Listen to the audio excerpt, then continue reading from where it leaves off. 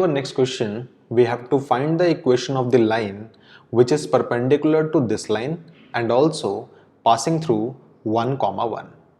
सो इस क्वेश्चन को हम लोग मैथमेटिकली भी सॉल्व कर सकते हैं और उस शॉर्टकट से भी सॉल्व कर सकते हैं जो हमने लेक्चर वीडियोस के अंदर हमने डिस्कस किया था।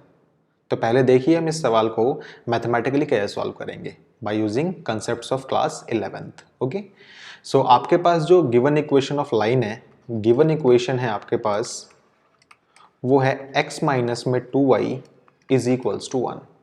चलिए हम फटाफट इस लाइन का स्लोप निकाल लेते हैं। Okay, so slope of given line कैसे निकालेंगे आप लोगों को इस लाइन को कन्वर्ट करना पड़ेगा y is equals to M X plus C की फॉर्मेट में। तो उसके लिए आप टर्म्स को अरेंज कीजिए। यहाँ वहाँ आपके पास आएगा 2y is equals to X minus 1 and y is equals to X by two minus 1 by two. So यहाँ से आपके पास आ जाएगा slope of given line is equals to 1 by two. Okay, now आपको पता है कि अगर जब दो लाइंस आप लोगों के पास होती हैं perpendicular, then product of their slopes is equals to -1 होता है। तो हमें पता है when two lines are perpendicular then product of there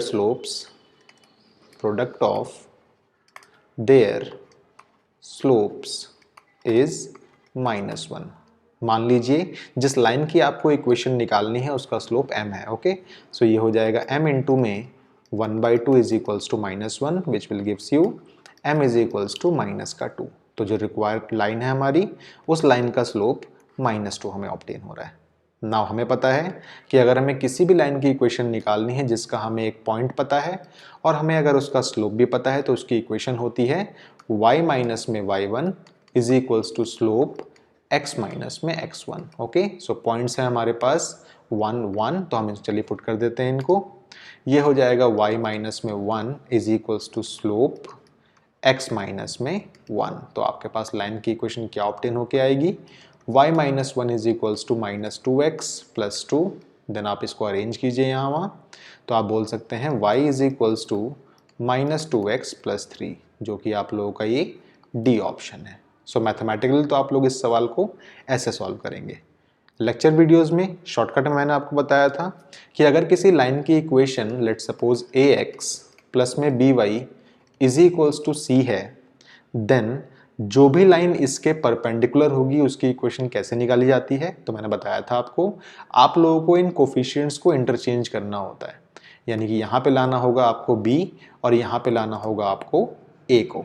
okay, and then या तो x वाले टर्म का या फिर y वाले टर्म का किसी एक का आपको साइन चेंज करना होता है, यानी कि अगर कोई माइनस में लिखा है तो किसी एक को प्लस में बनाना है, या फिर कोई प्लस में लिखा है तो किसी एक को आपको माइनस में बनाना है। x या y में से किसी भी एक का आपको साइन चेंज करना है। ओके, और c तो आप निकाल सकते हैं जब आपको पॉइंट गिवन होगा, तो उससे भी आप फाइंड आउट कर सकते हैं। ठीक है, इज इक्वल्स टू में कुछ और यहाँ पे d आ सकता है आपके पास। ओके, सो ध्यान से देखिए, हमारे पास जो इक्वेशन गिवन है वो गिवन है x माइनस में 2y इज इक्वल्स टू 1। सो जो भी लाइन इसके परपेंडिकुलर होगी उसकी इक्वेशन कैसे निकाली जाएगी।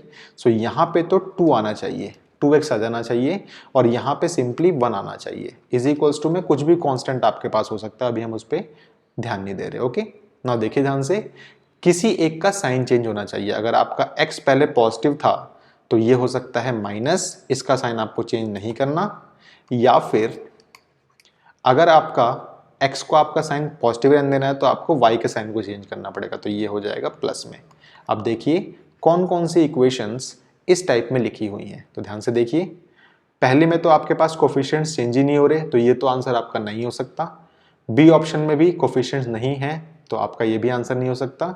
सी और डी में ही देखिए कोफिशिएंट्स इंटरचेंज हुए हैं, तो ध्यान से देखिएगा।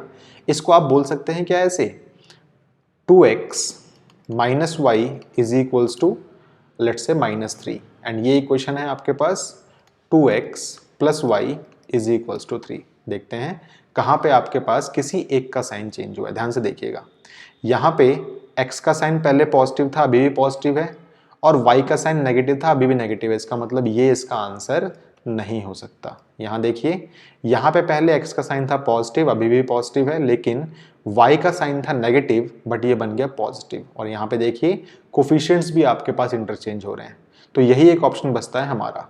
अब मान लीजिए दो ऑप्शंस आप लोगों के पास होते तो आप लोगों का ये अननोन फैक्टर डी डिसाइड करता है कौन सी इक्वेशन इस लाइन के परपेंडिकुलर इक्वेशन होगी। आप लोग इस पॉइंट को अपनी इक्वेशन के अंदर पुट करके देखते और फिर डी की वैल्यू को फाइंड आउट करते। जो डी गिवन ऑप्शन से मैच होता वही इसका आंसर होता।